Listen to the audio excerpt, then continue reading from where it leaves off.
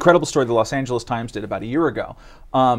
For reasons that she never understood, the government went crazy trying to assert its right to keep information about this plane crash secret. And of course, there was no legitimate national security reason for them to do it. The only reason to keep it secret was to prevent that family from realizing that this plane crashed because there was botched mechanics on it, right? And there wasn't. There weren't any secrets on that plane at all, worth anything. But in arguing this, and clearly the government was cognizant of it at the time, they wanted to be able to establish the precedent that the president could say, even to a Supreme Court justice, this is too sensitive for even you to look at. And the Supreme Court said, okay. So right now, that's what makes it very interesting about John Roberts, the Supreme Court nominee, whose record we don't know all that much about. But he did rule as a federal court judge in his brief time in one case that deferred to the executive branch power in a case having to do with national security and what they're allowed to release to people. Yeah, there's no mention of national security, I believe, in the Constitution, the Bill of Rights, as far as I know. So I'm very skeptical of that, being a constitutional purist, so to speak. And also, I think for many other moral reasons. I mean, if the mice are watching the cheese, you know, it's the public cheese, pretty soon we're going to be in a lot of hot water, I think. And I think we already are in a lot of ways, and we don't even know it in Abu Ghraib. And what else, you know, what else is going on? We don't know exactly what else is going on. One thing that the administration did, and this is even before September 11th, John Ashcroft, one of his first acts as Attorney General in 2001, wrote a memo out to all executive branch agencies saying, err on the side of non-disclosure when it comes to Freedom of Information Act requests. Wow. And this goes directly as a refutation of what Janet Reno did. Janet Reno, I have no love for that woman. But she did write a similar memo saying err on the side of disclosure. So he stopped that already to begin with. And this goes back to what I was saying before about Donald Rumsfeld and Dick Cheney. The Freedom of Information Act was first passed in 1967. In 1974, in the wake of Watergate and in the wake of the Church Commission hearings, which you might recall revealed all kinds of horrific abuses, political abuses by the CIA and the FBI in terms of spying on and disrupting the lives of American citizens who were perfectly innocent. In 74, that Freedom of Information Act was toughened to include police work and national security, basically to make it worth anything. Gerald Ford, before he was president, was an enthusiastic advocate of this. When it came up for a vote in 74 when he was president, he vetoed it. He vetoed it because his chief of staff and his deputy chief of staff took him aside and said, you really need to veto this. This is going to tie the hands of future administrations to be able to wage war and to conduct, you know, secret covert operations. Those deputy and the chiefs of staff were Donald Rumsfeld and Dick Cheney. This is something that they've believed in strongly. Dick Cheney has gone on the record several times saying that he wants to leave the office of the presidency stronger than it was before. He wants to roll back what he feels as the debilitating weaknesses imposed by successive Congresses and various laws. What else is the government trying to keep secret or attempting to keep secret? I mean, are we aware? Do we have any inkling of anything else that's in the public eye right now, or will soon be in the public eye? What really hurts is that most of it is just banal.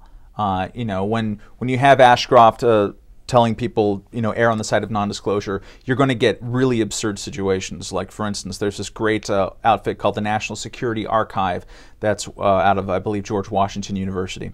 And all they do is declassify government documents, usually having to do in the Cold War. They have successfully declassified, for instance, a lot of communication between Henry Kissinger or the CIA and Augusto Pinochet, right? Who's he? The former dictator of Chile. Oh, okay.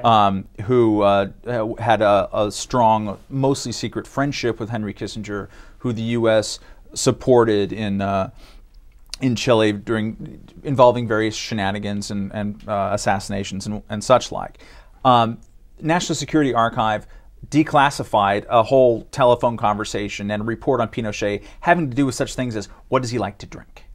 Meanwhile, they or someone else asked for the same documents from the modern day CIA under the new rules imposed by Ashcroft, and they blacked out huge portions of it, including, and they had both documents, the one that was totally clean that they already got, and the ones they blacked out. And the stuff they blacked out was just nonsensical. It was, he likes to drink whiskey sours instead of he likes to drink gin and tonics. Wow. So most of what is blocked is banal, but it will also always, as in every bit of government malfeasance, whenever someone feels like they need to cover up the smallest transgression, whether it's, you know, someone estimated that the Medicare bill would only cost $379 billion, but actually he estimated it was $534. They tried to keep that secret.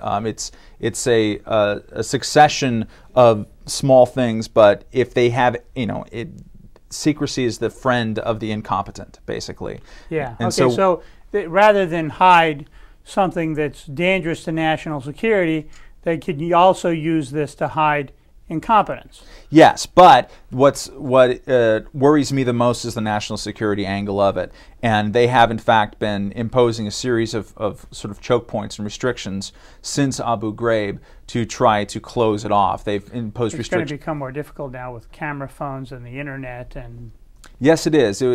We live in a real paradoxical time when you know, speech as a legalistic thing is restricted maybe more than it was 30 years ago, with the exception of what is considered to be obscene or pornographic, whatnot.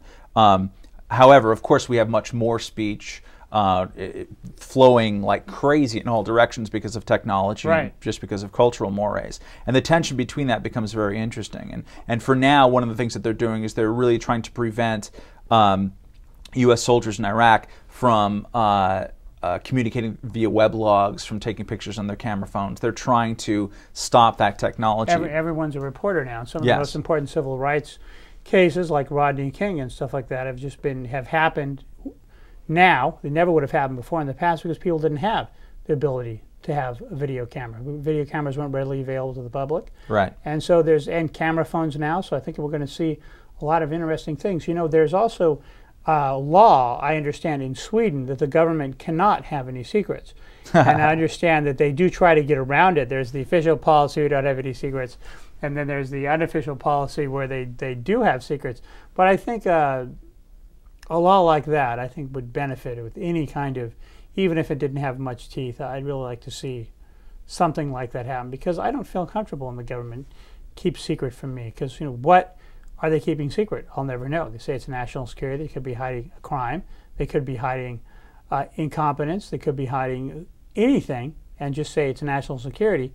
And there's no way to check and make sure that there is some national security And it's instructive issue. to go back and look at these cases, the doctrinal cases that establish national security, and to note that they individually had nothing to do with national security and everything to do with expanding the ability to invoke it. That should be an incredible warning sign to us. And I think it's civil libertarians have a challenge, which is, you know, someone says, hey, we have to stop Abu Ghraib because if we do that, then someone's going to cut someone's head off. And if anyone else out there would like any more information regarding the Libertarian Party, you can find us online at www.lp.org, or you can sign up for an email announcement list there. You can also give us a call at 1-800-ELECT-US, and we'll send you out some free information about joining the Libertarian Party. You can also register to vote, usually somewhere online as a Libertarian or sometimes at your post office. And thank you very much for coming out. Thanks for having me. It's been wonderful and fascinating, and we'll see you next time on the Libertarian Alternative. Thanks for watching.